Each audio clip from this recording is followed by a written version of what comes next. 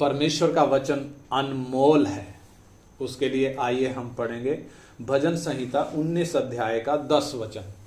भजन संहिता 19 अध्याय उसका 10 वचन हम पढ़ेंगे। Sam's chapter 19 verse 10। वे तो सोने से और बहुत कुंदन से भी बढ़कर मनोहर हैं, वे मधु से और टपकने वाले छत्ते से भी बढ़कर मधुर हैं। हाँ, ये इसका 9 वचन भी पढ़ें, 9 और 10 दोनों पढ़ें। यहोवा का भय पवित्र है, वह अनंत काल तक स्थिर रहता है। यहोवा के नियम सत्य और पूरी रीति से धर्म में हैं। वे तो सोने से और बहुत कुंदन से भी बढ़कर मनोहर हैं। हाँ, बस इतना काफी है। इधर जो बात लिखी है, यहोवा के नियम सत्य और पूरी रीति से धर्म्य हैं। वे तो सोने से और बहुत कुंदन से भी बढ़कर मनोहर हैं। और 119 अध्याय में जब हम पढ़ते हैं उसका 127 वचन, उधर भी लिखा है, इस कारण मैं तेरी आज्ञाओं को सोने से वरन कुंदन से भी अधिक प्रिय जानता हूं। सोने से वरन कुंदन से भी अधिक। कुंदन यानी फाइन गोल्ड, प्योर गोल्ड, उससे भी मनोहर, उससे भी अधिक प्रिय, यानी उससे भी अधिक कीमती परमेश्वर का वचन है। नीति वचन 30 का 5 में लिखा है, परमेश्वर का एक एक वचन ताया हुआ है। यानी जैसे सोने को ताया जाता है, जैसे चांदी को ताया जाता है, शुद्ध करने के लिए ताया जाता है। लेकिन परमेश्वर के वचन को शुद्ध करने के लिए नहीं ताया गया। परमेश्वर के वचन को कसौटी पर बार बार परखा गया है, और जब भी इसको परखा गया है, ये सत्य निकला है, खरा निकला है, सोने से भी खरा निकला है। सोने को जब हम देखते हैं तो अलग अलग क्वालिटी है, कोई 24 कैरेट है, कोई 23 कैरेट है, कोई 22 कैरेट है। परंतु जब परमेश्वर के वचन को हम देखते हैं, ये प्योर सोने से भी ज्यादा कीमती है। उत्तम क्वालिटी का जो प्योर गोल्ड होता है, अगर हम देखें संसार में बहुत लोगों के पास सोना है, चांदी है, इस संसार का धन दौलत है, बहुत से अमीर आदमी हैं इस दुनिया में। आज के समय में हम देखें तो एलन मस्क अभी पिछली रात में करीब 44 बिलियन डॉलर में ट्विटर को खरीद लिया। रातों रात एक कंपनी को खरीद लिया, इतनी बड़ी ट्रांजैक्शन के द्वारा। भारतीय रुपयों की बात करें तो लगभग 3.5 लाख करोड़ रुपए, यानी सिर्फ एक लेन देन में, एक ट्रांजैक्शन में इतनी बड़ी रकम खर्च कर दी। इससे हमें अंदाजा लगता है कि वो कितना धनी व्यक्ति है। लेकिन बेशक उसने इतनी बड़ी कंपनी चुटकी में खरीद ली, बेशक उसके पास दुनिया में कुछ भी खरीदने की कुव्वत होगी, लेकिन उसका धन, इतना ज्यादा धन उसके प्राणों को बचाने की ताकत नहीं रखता। यानी इस दुनिया का सारा धन तराजू के एक पलड़े में हम रखें और दूसरे पलड़े में एक मनुष्य के प्राण को हम रखें, हल्का कौन पड़ेगा? इस दुनिया का सारा सोना, चांदी, धन और दौलत हल्का पड़ जाएगा। क्यों? एक व्यक्ति के प्राण को खरीद नहीं सकता। एक व्यक्ति के प्राण के बदले में इस संसार का धन दौलत छुड़ौती नहीं दे सकता। यानी परमेश्वर को प्राण के बदले में कुछ नहीं दे सकता, हल्का है। परमेश्वर का वचन कहता है, जब हम भजन संहिता 49 अध्याय पढ़ते हैं, भजन संहिता 49 अध्याय उसका 6 से 12 जब हम पढ़ते हैं, 49 का 6 से 12, जो अपनी संपत्ति पर भरोसा रखते और अपने धन की बहुतायत पर फूलते हैं। हाँ, जो अपनी संपत्ति पर भरोसा रखते और अपने धन की बहुतायत से फूलते हैं, उनमें से उनमें से कोई अपने भाई को किसी भांति छुड़ा नहीं सकता है। हाँ, इतना बड़ा धन होने के बावजूद भी कोई भी अपने भाई को किसी भी भांति छुड़ा नहीं सकता है। और ना परमेश्वर को उसके बदले प्रायश्चित में कुछ दे सकता है। हाँ, क्योंकि उनके प्राण की छुड़ौती बहुत भारी है। हाँ, उनके प्राणों की छुड़ौती भारी है।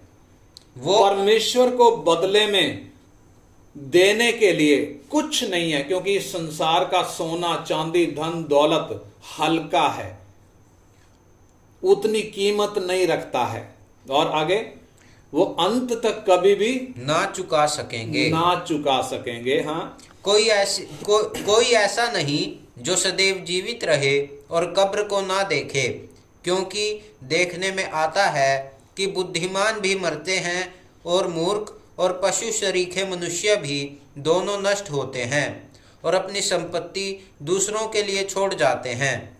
वे मन ही मन यह सोचते हैं कि उनका घर सदा स्थिर रहेगा और उनके निवास पीढ़ी से पीढ़ी तक बने रहेंगे, इसलिए वे अपनी अपनी भूमि का नाम अपने अपने नाम पर रखते हैं। परंतु मनुष्य प्रतिष्ठा पाकर भी स्थिर नहीं रहता, वह पशुओं के समान होता है जो मर मिटते हैं। हाँ, देखिए, जैसे पशु मर मिटता है, इंसान भी चाहे कितना धनवान हो, इस संसार का कितना भी सोना चांदी धन दौलत संपत्ति कितनी भी हो, कुछ भी खरीदने की ताकत रखता हो, परंतु मर मिटता है, अपने प्राण को बचा नहीं सकता।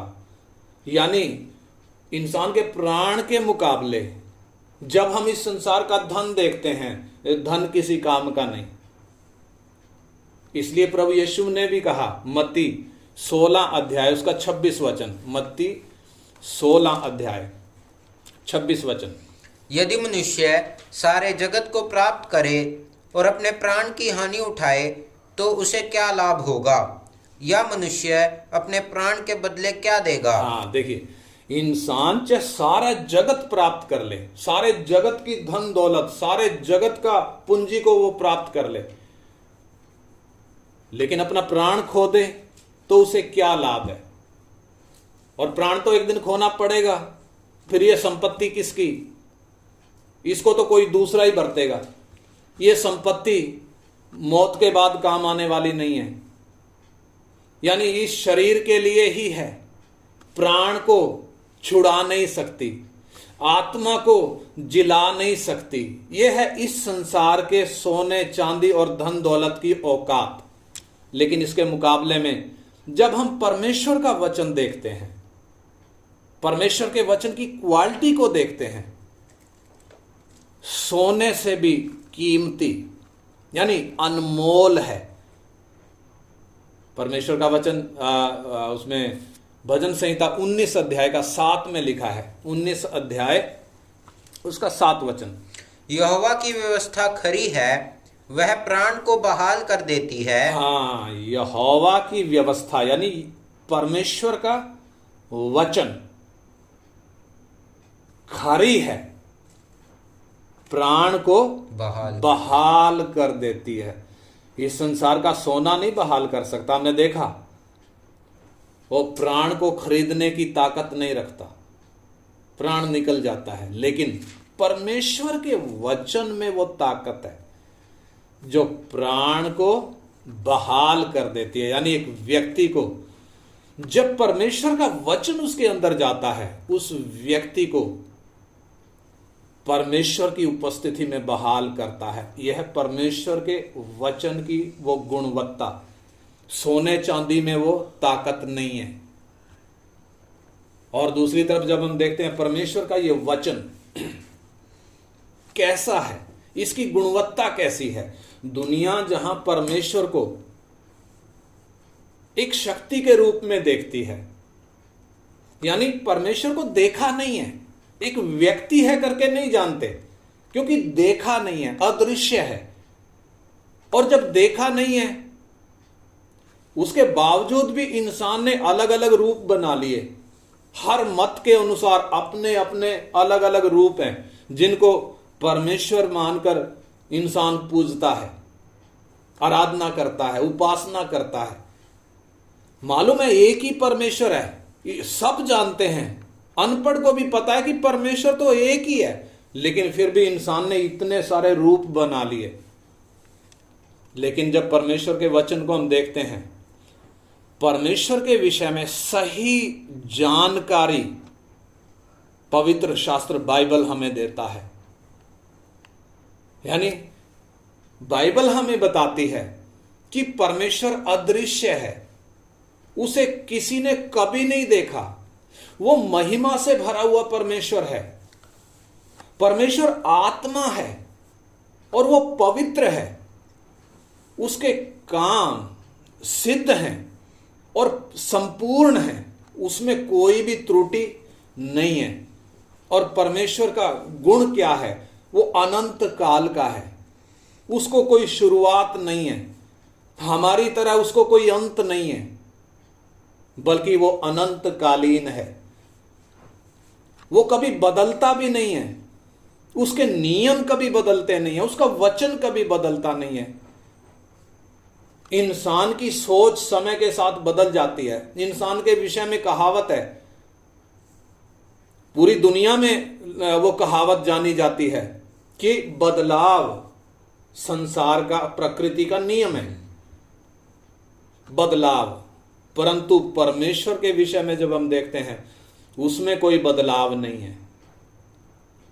वो सदा काल से एक जैसा है, वो ना कभी बदलता है, ना उसके वचन में कोई बदलाव आता है, ना उसकी बातों में कोई बदलाव आता है। और परमेश्वर सर्वशक्तिमान है, सर्वव्यापी है, सर्वज्ञानी है, वो अति करुणामय है, अनुग्रहकारी है, पापी मनुष्यों से प्रेम करता है। और ये सारा कैसे पता चलता है? परमेश्वर का वचन बाइबल हमें परमेश्वर के विषय का ज्ञान खोल कर देता है। एक तरफ जहां सृष्टि परमेश्वर की विद्यमान होने को, अस्तित्व को प्रकट करती है, बाइबल प्रमाणित करती है वो परमेश्वर कौन है, वो परमेश्वर कैसा है, उसके गुण क्या हैं, उसकी योजना क्या है। मनुष्य नहीं जानता कि मेरी हालत कैसे है, परंतु परमेश्वर का वचन मनुष्य की हालत को बिल्कुल सटीक तरीके से प्रकट करता है। यानी इंसान नहीं जानता गर्भ में आने से पहले मैं था या नहीं था, मेरा अस्तित्व था या नहीं था। इंसान को नहीं मालूम मुझे क्यों बनाया गया है, मेरा बनाने वाला कौन है, मैं इस धरती पर क्यों भेजा गया हूं, मरने के बाद मैं कहां जाऊंगा, मेरा अगला मंजिल कौन सी है। बेशक इंसान ने बड़ी तरक्की कर ली, चांद तक पहुंच गया, विज्ञान के मामले में, शिक्षा के मामले में, टेक्नोलॉजी के मामले में, मेडिकल साइंस के मामले में कितना तरक्की इंसान ने कर ली, हर क्षेत्र में तरक्की कर ली। लेकिन इसके बावजूद इंसान अपनी खुद की हालत जानता नहीं है, अंधा है, आत्मिक आंखें, समझ की आंखें बंद हैं, अंधेरे में है, अज्ञानता के वश में है। लेकिन पवित्र शास्त्र बाइबल यानी परमेश्वर के वचन की गुणवत्ता क्या है, उसकी खासियत क्या है, इंसान को आईना दिखाती है, इंसान की सही हालत को बयान करती है। और इतना ही नहीं, इंसान को बनाया क्यों गया है, परमेश्वर की इंसान के विषय में योजना क्या है, परमेश्वर का वचन उसको प्रकट करके देता है। जब बनाया गया था, कैसे बनाया गया था, परमेश्वर के स्वरूप और समानता का मतलब हमने पिछले दिनों ये विषय सीखे थे। फिर पाप कहां से आया, इंसान गिरा कैसे, परमेश्वर से दूर क्यों है, इंसान को उद्धार की जरूरत क्यों है, उसका उद्धार का रास्ता क्या है, कैसे इंसान का उद्धार हो सकता है, कैसे इंसान परमेश्वर की उपस्थिति में वापस आ सकता है। ये सारी की सारी बातें इंसान के लिए रहस्य है, भेद है, मालूम नहीं कैसे, लेकिन बाइबल परमेश्वर का वचन इन सारे विषयों से पर्दा हटाता है, हमें खोल कर देता है। बाइबल परमेश्वर के सिद्धांतों को प्रकट करता है, अतुल्य सिद्धांत जिनकी तुलना इस दुनिया के किसी नियम से हो नहीं सकती। परमेश्वर के वो अतुल्य सिद्धांत परमेश्वर के वचन से हमें मिलते हैं। चारों तरफ की चीजों को जब हम देखते हैं, चाहे इंसान है, चाहे जानवर हैं, चाहे धरती है, चाहे आसमान है, सब चीजें मिट जाएंगी, सब चीजें मिट जाएंगी, लेकिन ये वचन ही है जो कभी मिटेगा नहीं। इसलिए इस पर भरोसा किया जा सकता है, क्योंकि ये सदा काल तक अटल रहेगा। और जब इसकी उस कीमत को हम देखते हैं, पैसे के मुकाबले, सोने चांदी के मुकाबले, दुनिया की धन के मुकाबले इसकी कीमत कभी कम नहीं होती। हमारे पड़ोसी देश श्रीलंका में हम देखें, आर्थिक रूप से वहां बहुत इमरजेंसी आई हुई है, बहुत कंगाली आई हुई है, बर्बादी के कगार पर पहुंच गया। लोगों के पास पैसा तो है, लेकिन पैसे की वैल्यू इतनी डेप्रिसिएट हो गई है, इतनी कम हो गई है कि वो कुछ भी खरीदने की औकात नहीं रहेगी पैसे की। यानी यह है इस संसार के धन की औकात, कीमत घटती है। लेकिन परमेश्वर के वचन की वो क्वालिटी को जरा हम देखें, उसके प्योरनेस की, यानी उसकी वो शुद्धता की हम क्वालिटी को देखें कैसी है, उसकी कीमत कभी कम नहीं होती। युग बीत जाएंगे, पीढ़ियां बीत जाएंगी, लेकिन वचन उतना ही कीमती है जब यह बोला गया था उस वक्त जितना कीमती था, और युग बीत जाएंगे तब भी इसकी कीमत उतनी ही रहेगी। इसलिए परमेश्वर का वचन कीमती है, यानी इसको और देखें तो ये अनमोल है, जिसको कोई कीमत जिसकी लगाई नहीं जा सकती। दुनिया का धन दौलत उसके सामने कूड़ा और करकट है।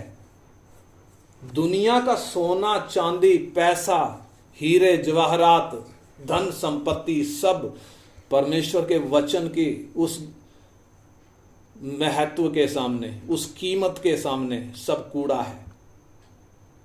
कारण परमेश्वर के वचन में वो ताकत है, परमेश्वर के वचन की वो क्वालिटी है। भजन संहिता 33 अध्याय 6 से 9 हम पढ़े। भजन संहिता 33 अध्याय उसका 6 से 9। आकाशमंडल यहोवा के वचन से और उसके सारे गण उसके मुंह की श्वास से बने। वो समुद्र का जल ढेर के समान इकट्ठा करता, वो गहरे सागर को अपने भंडार में रखता है। सारी पृथ्वी के लोग यहोवा से डरें, जगत के सब निवासी उसका भय माने। क्योंकि जब उसने कहा तब हो गया, जब उसने आज्ञा दी तब वास्तव में वैसा ही हो गया। हाँ, यानी परमेश्वर का वचन ये परमेश्वर से अलग नहीं है। परमेश्वर का वचन परमेश्वर ही है, यानी परमेश्वर के वचन में वो ताकत है। परमेश्वर ने बोला और हो गया, परमेश्वर ने आज्ञा दी और जैसा आज्ञा दी वैसा ही वास्तव में हो गया। परमेश्वर ने बोला सूरज बन जा, सूरज बन गया। परमेश्वर ने बोला धरती बन जा, तो धरती बन गई। यानी जो जो आज्ञा परमेश्वर ने दी वैसा ही हो गया। और आज तक परमेश्वर के वचन के कारण यह ब्रह्मांड स्थिर है और चल रहा है, यह टला नहीं है। धरती आज तक टली नहीं है। क्यों? इसके लिए जो नियम ठहराया है आज तक वैसा ही हो रहा है। ये सब क्यों? परमेश्वर के वचन में वो ताकत है। इसलिए जैसा आज्ञा दी वैसा ही हो गया और आज तक वैसा ही हो रहा है। हमारे हाथ में जो बाइबल है, इसमें लिखा हुआ वचन परमेश्वर की आवाज है। मनुष्य की बुद्धि की कल्पना की बातें नहीं है, बल्कि परमेश्वर की आवाज है। जिस आवाज से सूरज बना, ब्रह्मांड बना, वही आवाज लिखित रूप में हमारे हाथ में है, जिसकी कीमत यदि हम लगाएं, हमारे पास कुछ नहीं है उसके बदले में कीमत लगाने के लिए। परंतु जब हम बाइबल की इसके कागज की और इसकी छपाई की और इसकी बाइंडिंग की जब हम बात करते हैं, दुनिया में जो कागज इस्तेमाल बाइबल के लिए होता है वो सिर्फ बाइबल ही के लिए होता है। उस कागज से कोई और किताब नहीं छपती। इतना उत्तम क्वालिटी का कागज है, बहुत बारीक पेज है, क्योंकि 66 किताबें हैं। अगर मोटे पेज पे लिखेंगे तो बहुत बड़ी किताब बन जाएगी, जिसको हैंडल करना मुश्किल हो जाएगा। इसलिए बारीक पेज इस्तेमाल किया जाता है, बार बार पलटने पे भी फटता नहीं है। यानी कागज की क्वालिटी का यदि हम मूल्यांकन करें, इसकी छपाई का यदि हम मूल्यांकन करें, इसकी बाइंडिंग का यदि हम मूल्यांकन करें, हजारों रुपए इसकी कीमत बैठती है। लेकिन फिर भी परमेश्वर ने हमारे हाथ में ये हजारों रुपए लेकर नहीं दी, बल्कि मामूली सी कीमत में हमारे हाथ में परमेश्वर ने ये दे दिया। मामूली सी कीमत में, यानी एक गरीब से गरीब व्यक्ति भी इसको आसानी से खरीद सकता है। गरीब से गरीब व्यक्ति भी। ऐसा क्यों? क्योंकि हर एक व्यक्ति के लिए यह परमेश्वर का उपहार है, परमेश्वर का गिफ्ट है हर एक व्यक्ति के लिए। और यही कारण है कि बाइबल ही एकमात्र ऐसी किताब है जो सबसे ज्यादा भाषाओं में अनुवाद की गई है। दुनिया की किसी और किताब को यदि हम देखें तो ज्यादा से ज्यादा 2, 4 या 5 भाषाओं में अनुवाद होगा, परंतु बाइबल लगभग 2500 भाषाओं में अनुवाद हो चुका है। 2000 से ज्यादा भाषाओं में एकमात्र किताब है। क्यों? क्योंकि परमेश्वर का यह वचन हर एक मनुष्य के लिए है, हर एक मनुष्य के लिए। इसलिए इतने बड़े पैमाने पर अलग अलग भाषाओं में इसका अनुवाद किया गया है। इतनी कम कीमत में परमेश्वर ने हमारे समझने की भाषा में, हर एक व्यक्ति के समझने की भाषा में उपलब्ध करवाया है। इससे हमें क्या मालूम पड़ता है?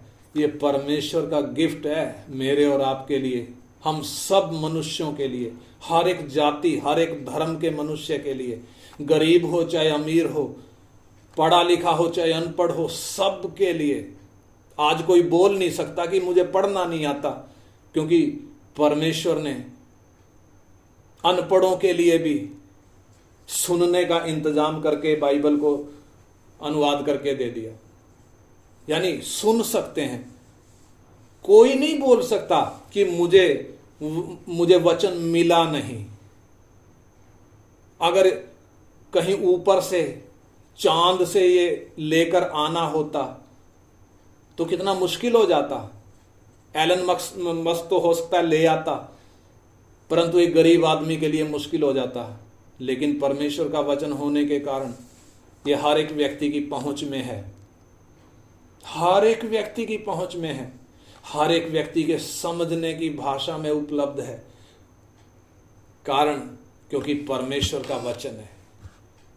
परमेश्वर चाहता है हर एक व्यक्ति सत्य को भली भांति पहचाने।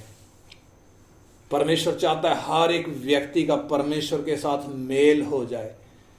परमेश्वर चाहता है हर एक व्यक्ति परमेश्वर के प्रेम को समझे, परमेश्वर की योजना को समझे, परमेश्वर की उस योजना में हर एक व्यक्ति शामिल हो।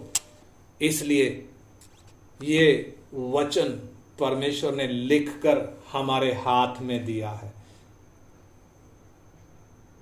और जब हम इस वचन को देखते हैं, इस वचन में वो ताकत है जो मौत के बंधनों को तोड़ देती है, मौत के बंधनों को भी तोड़ देती है। यानी एक व्यक्ति के अंदर जब ये वचन जाता है, प्रभु यीशु मसीह ने हम 4 दिन के मरे हुए लाजर को कैसे जिलाया, उसके मुख से निकली हुई आवाज जब उस मुर्दा तक पहुंची, उस मुर्दा में जान आ गई। याईर की बेटी, उसके मुर्दा शरीर में जब ये आवाज पहुंची, उसमें जान आ गई। वो काना की विधवा का बेटा जो अर्थी पर लेकर जिसको जा रहे थे, जब उसके कान में यीशु की आवाज पहुंची, वो मुर्दा उठकर बैठ गया। यानी इस वचन में, ये परमेश्वर की आवाज होने के कारण वो ताकत है, मरे हुए में जान आ जाती है। यानी जब ये वचन हम मुर्दों में पहुंचा, हम भी तो अपने पापों अपराधों में मरे हुए थे। हर एक इंसान अपने पापों अपराधों में मरा हुआ है। शरीर में बेशक जिंदा है, लेकिन आत्मिक रूप से मरा हुआ है। और जब परमेश्वर का ये वचन उसके अंदर जाता है, उसमें जान आ जाती है। याकूब 1 अध्याय उसका 21 वचन, याकूब 1 का 21, याकूब 1 अध्याय का 21 वचन, जेम्स 1:21। इसलिए सारी मलिनता और बैर भाव की बढ़ती को दूर करके उस वचन को नम्रता से ग्रहण कर लो, जो हृदय में बोया गया और जो तुम्हारे प्राणों का उद्धार कर सकता है। हाँ, देखिए, ये वचन ही है जो प्राणों का उद्धार कर सकता है। दुनिया की धन दौलत एक व्यक्ति का प्राण खरीद नहीं सकती, एक व्यक्ति के प्राण को मरने से बचा नहीं सकती, लेकिन परमेश्वर का वचन ये हमारे प्राणों का उद्धार करने की ताकत रखता है, क्योंकि ये परमेश्वर की आवाज है। इस वचन में वो सामर्थ है। पहला पत्रस 1 का 23, पहला पत्रस 1 अध्याय का 23 वचन, 1 का 23। क्योंकि तुमने नाशवान नहीं पर अविनाशी बीज से परमेश्वर के जीवते और सदा ठहरने वाले वचन के द्वारा नया जन्म पाया है। नया जन्म किसके द्वारा? अविनाशी बीज, यानी परमेश्वर का जीवता और सदा ठहरने वाला वचन। यानी इस वचन में नया जन्म देने की ताकत है। हमें जो नया जन्म मिला, नए सिरे से जो हम जन्माए गए, कैसे? परमेश्वर के वचन के द्वारा। यानी इस वचन की वो क्वालिटी है। और आगे भी जब हम देखते हैं, नए जन्माए बच्चे के लिए ये आत्मिक दूध है, बढ़ते बच्चे के लिए ये भोजन है। और इतना ही नहीं, ये जब अंदर जाता है, अंदर की मलिनता को दूर करता है। और जब ये अंदर होता है, एक व्यक्ति पाप करने से बचता है, परमेश्वर के खिलाफ काम करने से बचता है। भजन संहिता 119 का 11 में लिखा है, मैंने तेरे वचन को अपने हृदय में रख छोड़ा है ताकि तेरे विरुद्ध मैं पाप ना करूं। यानी अंदर यदि वचन है, परमेश्वर के विरुद्ध पाप करने से इंसान बचता है। 119 का 28 वचन में लिखा है कि मेरा जीव उदासी के मारे गल चला है, तू अपने वचन के अनुसार मुझे संभाल। यानी ये वचन ही है जो एक व्यक्ति को संभालता है, जो एक व्यक्ति को बलवंत करता है। चाहे कितने भी तूफान आए, चाहे कितनी भी संकट की घड़ी हो, बीमारी की घड़ी हो, चाहे कितना सतावट हो, चाहे एक व्यक्ति जेल खाने में भी डाल दिया जाए, मालूम है ये वचन उसको बलवंत करता है। ये वचन उसको संभालता है, उसको गिरने से बचाता है। ये वचन में वो क्वालिटी, वो ताकत है, इसकी वो क्वालिटी है। और भजन संहिता 119 का 81 वचन में लिखा है, मेरा प्राण तेरे उद्धार के लिए बेचैन है, परंतु मुझे तेरे वचन पर आशा रहती है। वचन पर क्या है? आशा। यानी ये वचन हमें आशा देता है। क्या आशा? हमें इस धरती के जीवन की आशा नहीं, हमें इस धरती के बाद के जीवन की आशा है। यानी अनंत काल के जीवन की आशा। हमारा प्रभु बादलों पर आने वाला है, हमें लेकर जाने के लिए, जैसे दूल्हा दुल्हन को लेने के लिए जाता है, ऐसे ही हमारा प्रभु अपनी कलीसिया को लेने के लिए आने वाला है। कहाँ लेकर जाएगा? जहां वो खुद रहता है।